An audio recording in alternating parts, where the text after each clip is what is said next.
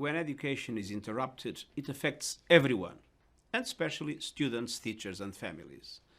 Today, on the third International Day of Education, I pay tribute to their resilience in the face of a pandemic that, at its peak, forced almost every school, institute, and university to close its doors. Although this disruption has led to learning innovations, it has also dashed hopes of a brighter future among vulnerable populations. All of us pay the price. After all, education is the foundation for expanding opportunities, transforming economies, fighting intolerance, protecting our planet, and achieving the Sustainable Development Goals. As the world continues to battle the pandemic, education, as a fundamental right and a global public good, must be protected to avert a generational catastrophe. Even before the pandemic, some 258 million children and adolescents were out of school, the majority of them girls. And more than half of 10-year-olds in low and middle-income countries were not learning to read a simple text.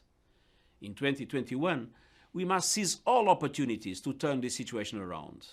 We must ensure the full replenishment of the Global Partnership for Education Fund and strengthen global education cooperation.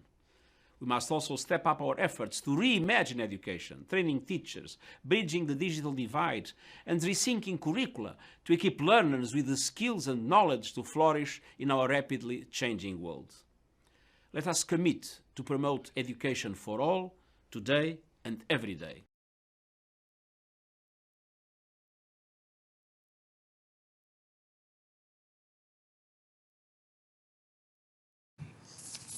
Dear brothers and sisters of the global family, the entire humanity is praying for relief from COVID-19 crisis. Sooner than later, the prayer will be heard, bringing joy, happiness, health, and prosperity to every life on our planet Earth, a small star in the great universe. To begin with, we have to fulfill the supreme task to train the future generations as global citizens. India saw religion as the royal science, the very reason how it identified the global family that stand only on love principle, percolated into daily life as a unique way of natural living with unity in diversity of 84 lakh species.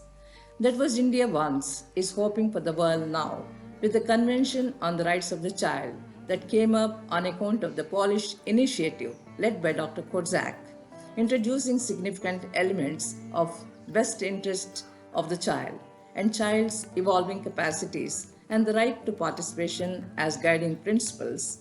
The most widely ratified international human rights treaty, a code for child rights, is still overdue, with a fair deal to every child. The world survives only on dharma, so our time starts now.